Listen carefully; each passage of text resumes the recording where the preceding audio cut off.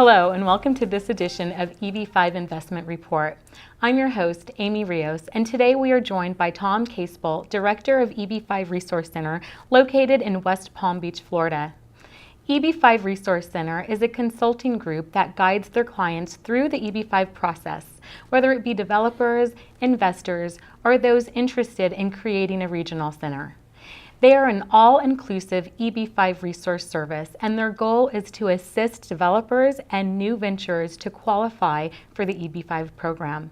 Welcome to the show, Thom. Can you tell us a little bit more about EB-5 Resource Center?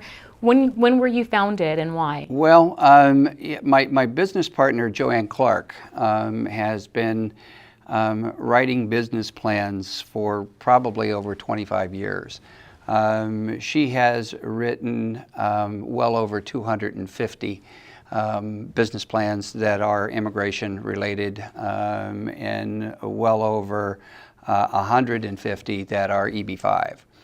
And then she referred me to somebody by the name of Brian Sue, who is, Brian, as we know, has become pretty much the guru of EB-5, and then explained what the EB-5 program was to me. I must admit that, like a lot of people in the United States, I think they feel as though most people don't understand what this program's all about. And then I got it. It's about creating jobs. It's about creating U.S. jobs. So can you explain the concept of being an all-inclusive resource center? What does that mean? You know, when you look at all the different components in the EB-5 world, is that you have your immigration attorney. Today you now have your SEC attorney that you should use. You've got your economist, you've got marketing, and you have the business plan. And if all of those people are out there doing their individual things, this person writes this way, this person writes this way, and so getting that all to collaborate is quite common, doesn't work. And so, we looked at it and we said, if we do this in a team atmosphere, then somebody in the middle can help to facilitate everybody being on the same page. So can you tell me about some of these projects and the regional centers that you've helped create? Yes, I mean we've done one that really amazed me in the beginning. It was Idaho Regional Center, which is a very successful regional center, and it's gold mine, and I'm thinking gold mine, my goodness. And then glamping, I didn't even know what glamping was. Do you know what glamping is? I do know what glamping is. You do? Glamorous camping. Glamorous camping. I'm like, people are going to pay for that, and people do, and they love it. I haven't done it yet myself, but anyway, very successful, and we've had many others, that are very successful projects. One of the things that I have seen, however, in the last probably a year and a half, is a lot of people, when hearing about this now, it's grown. I mean, when I got involved, there were 16 regional centers. That was it. Wow. Today there are 240, which we've created well over 30 of those. Wow.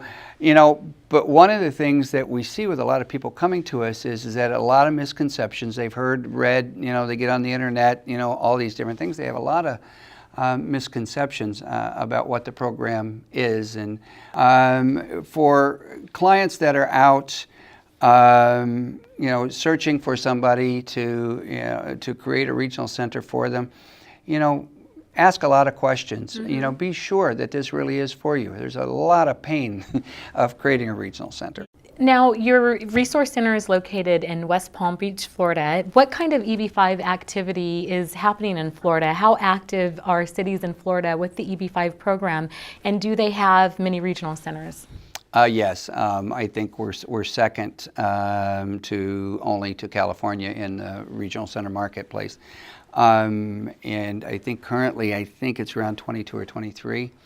And there are all kinds of projects, and quite honestly, like the entire industry, the majority of the regional centers are inactive. They're not really, real active. So, but the projects that are out there, I mean, there's various different things. There's assisted living facilities, of course, which is Florida's, known for that. Also, there is hotels everywhere, and the Chinese marketplace are kind of tired of the hotels, but in most cases it's a nice, safe, secure environment for the investors. Now, do you have any concerns with the city getting involved in creating a regional center? Because we've seen examples where that just did not work so well, where cities created regional centers. What are your concerns and hesitations with that? Well, first of all, with that, there's also been states that have been greatly successful in that, as in Vermont, on doing it the right way. And yes, the city of Miami is very concerned, which is why they've done the due diligence that they have, being incredibly careful about how they're going about everything that they do. Now, how has the memo that USCIS just issued in December on tenant occupancy, how has that affected your business and how you do business? It's a simple thing. If I have a building that I have 500 units in there, and I'm going to lease that out, of those 500 units in my office building, how many new jobs have been created coming in? There may be some. There may be a percentage of new companies coming into that office, but how do I prove that to USCIS?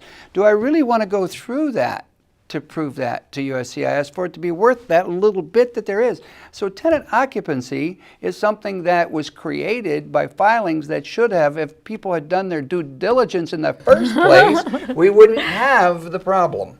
Thom, can you explain to me, because it seems like tenant occupancy is, a lot of people might take advantage, and that's where you might see a lot of fraud in the EB-5 program. What are your views on that? Well, first of all, the fraud word is a very strong word. There is fraud, and that does exist, and there are some people who do that. But then there's also greed that gets in the way and stupidity as a mixture. And what people will do is that in trying to stretch those numbers and working with the economist, and they stretch, and what about this, and what about, and they keep stretching to hit the number that they want to hit. They really need to hit. Yeah, they have to hit that number. Then it will push for not intentional fraud, but it'll be there. And what really needs to happen is that the group that you're working with needs to step up and say, hey guys, not going to work. We can't stretch that far. It's just not going to come back. What are some of the challenges you face in dealing with USCIS? The industry is in my opinion, from what I see right now, is that we are in a, I think this year we're going to see some things. There's been some negative last year, a lot of negative reporting, some of it true, some of it not. Some of it very true, and of course, in any, I commonly refer to it as a gold rush. When you have a gold rush, everybody rushes in and everybody wants to get a piece, and with that you get some dishonesty, which we've certainly seen. I think this year we're going to see a lot of that uncovered. You think the program is going to be cleaned up this year? That's the future of EB-5, clean it up? I really hope so. I really hope so. The SEC is coming. There's no doubt about that. In last August stakeholders meeting in Washington, D.C., it was clearly stated that the SEC had come in to the California office. Once again, being a simple guy, the government comes in to do something, there's going to be some changes.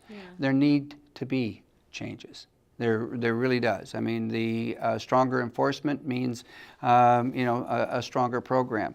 Thank you so much for joining us today, Thom. Thank you, Amy. It's been a pleasure.